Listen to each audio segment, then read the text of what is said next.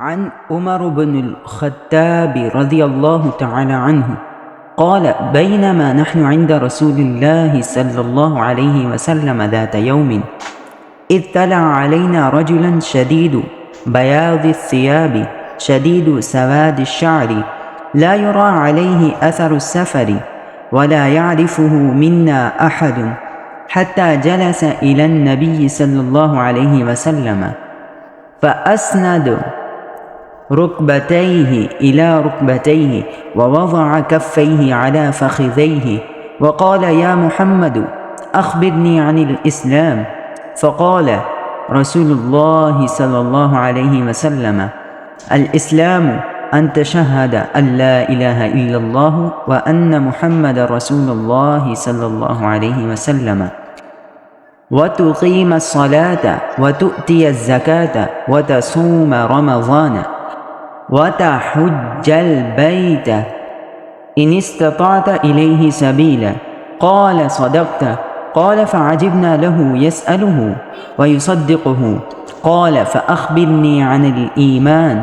قال أن تؤمن بالله وملائكته وكتبه ورسله واليوم الآخر وتؤمن بالقدر خيره وشره. قال صدقت. قال فأخبرني عن الإحسان. قال أن تعبد الله كأنك تراه فإن لم تكن تراه فإنه يراك. قال فأخبرني عن الساعة.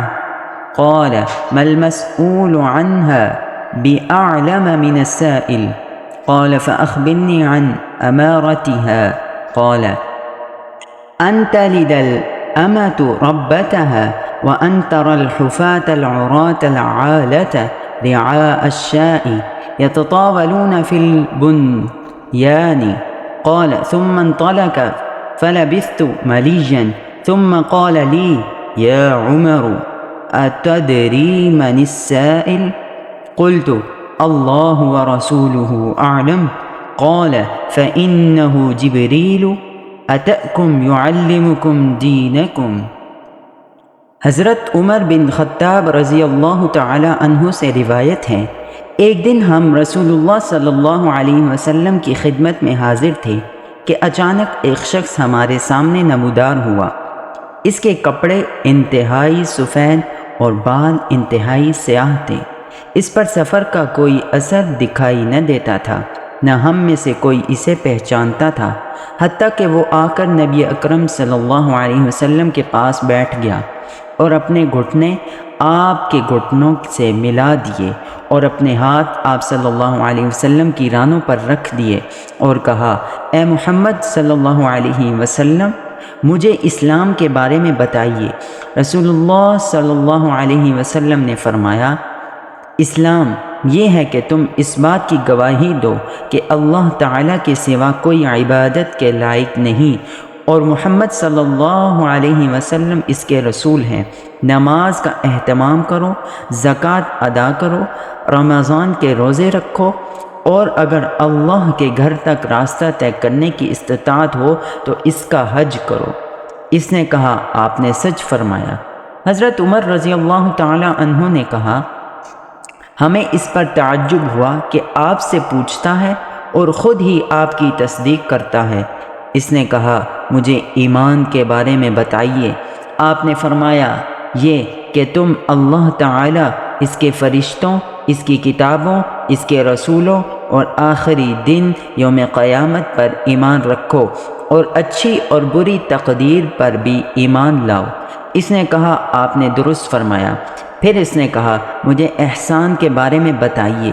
آپ صلی اللہ علیہ وسلم نے فرمایا یہ کہ تم اللہ کی عبادت اس طرح کرو گویا تم اسے دیکھ رہے ہو، اور اگر تم اسے نہیں دیکھ رہے تو وہ تمہیں دیکھ رہا ہے۔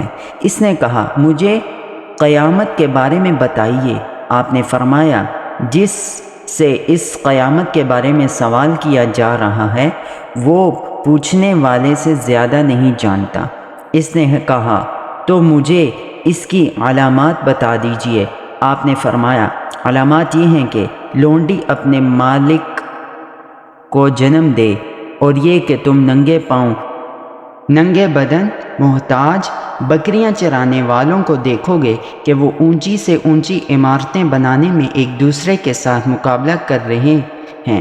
حضرت عمر رضی اللہ تعالیٰ عنہ نے کہا، پھر وہ سائل چلا گیا، میں کچھ دیر اسی عالم میں رہا، پھر آپ صلی اللہ علیہ وسلم نے مجھ سے کہا، اے عمر، تمہیں معلوم ہے کہ پوچھنے والا کون تھا؟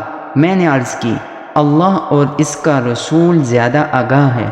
آپ صلی اللہ علیہ وسلم نے فرمایا، وہ جبرائیل علیہ السلام تھے، تمہارے پاس آئے تھے، تمہیں تمہارا دین سکھا رہے تھے۔